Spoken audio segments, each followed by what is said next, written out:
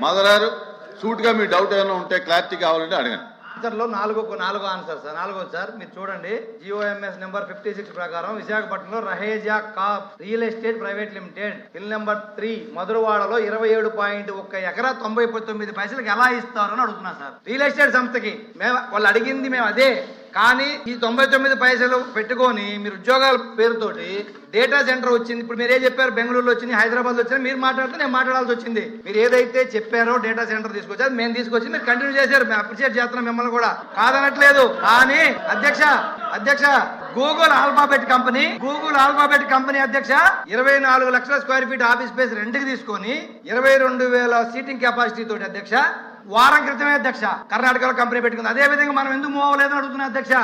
మనమేమో భూములు ఇస్తున్నాం 99 పైసలకి, కానీ భూములు లేకుండానే ఉద్యోగాలు తెచ్చుకుని పక్క రాష్ట్రాలు ఆయన చెప్పారు తెలంగాణ కర్ణాటక గురించి మాట్లాడారు.